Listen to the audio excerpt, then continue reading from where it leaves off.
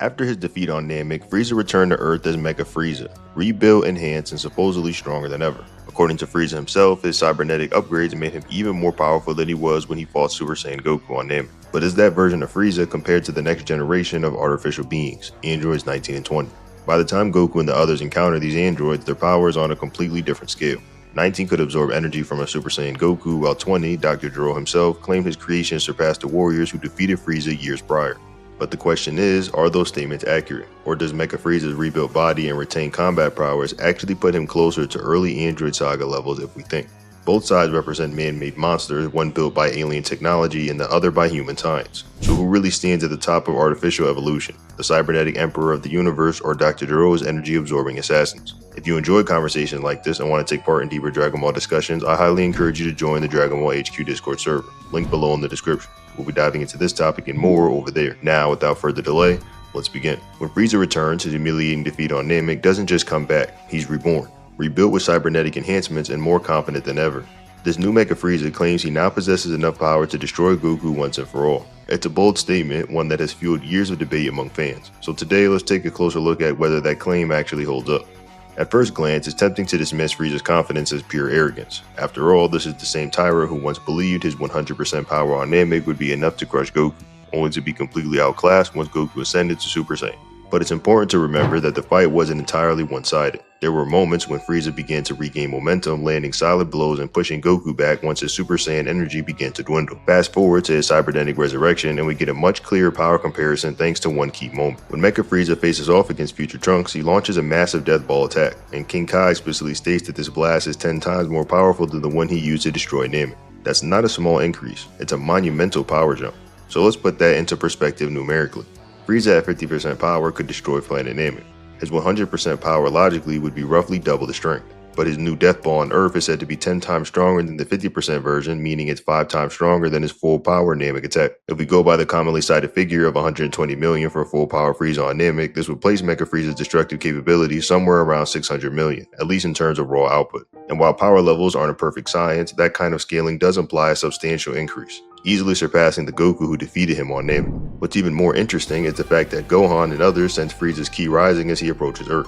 This suggests that Mecha Frieza still retains his ability to raise his power level just as he did in his organic final form. So not only was he physically enhanced through mechanical upgrades, but he may have also been capable of stacking those enhancements on top of his natural power amplification. Considering all that, it's not hard to conclude that Mecha Frieza would easily overpower Namek Goku. Goku's Super Saiyan transformation back then, while revolutionary, was unstable and energy draining. His stamina rapidly decreased the longer he maintained it. Frieza, on the other hand, came back in peak condition, reinforced with cybernetic augmentations designed to specifically eliminate his previous weakness. One of the most common counter-arguments to this idea comes from Gohan's comment during Trunks' arrival, where he notes that Trunks' ki feels like Goku's battle on Namek. Some interpret this as proof that Trunks and Namek Goku were roughly equal in power, but that's not exactly what Gohan was implying.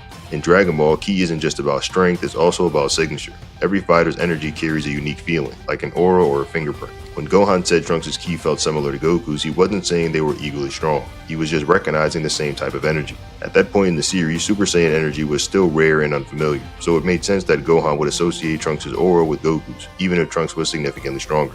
That distinction clears up a lot of confusion. It keeps the timeline consistent and reinforces the idea that Trunks was operating on a completely different level, strong enough to obliterate Mecha Frieza in seconds, something Namek Goku wouldn't be able to do. So when we look at everything together, Frieza's mechanical enhancements, the tenfold increase in destructive output, and his ability to raise his power level and Goku's own limitations, the conclusion becomes clear. Mecha Frieza's boast wasn't just empty bravado, in the anime continuity at least. This version of Frieza genuinely surpasses his old self, and would have had little trouble dismantling the Goku who once defeated him on Namek.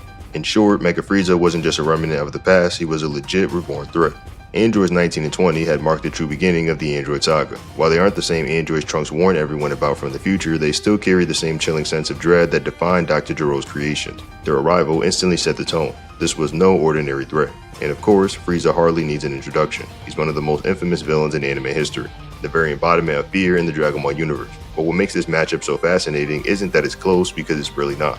Instead, it raises an interesting question about how far the Z Fighters and their enemies had come by the start of the Android Saga. Based on Namek, Frieza's power level was calculated at 120 million, second to only Goku's 150 million at the time. His transformations were enough to keep the heroes on edge, and only through the 50 times multiplier of Super Saiyan was Goku able to surpass him. When Frieza returned as Mecha Frieza, his cybernetic enhancements made him even stronger than before. He genuinely believed that in that form, he stood a real chance of defeating a Super Saiyan who had bested him on Namek. Frieza's presence left such a mark on the series that even years later, fans were still debating the power. By the Buu Saga, there were still discussions about whether Goku in his base form had finally surpassed Frieza. The debate was fueled even further by Beerus' remark during their first meeting on King Kai's planet. After seeing Goku fight, Beerus commented that he didn't seem strong enough to defeat Frieza, even asking if Goku was one of the Saiyans capable of transforming. That statement sparked endless speculation about how powerful Frieza truly was.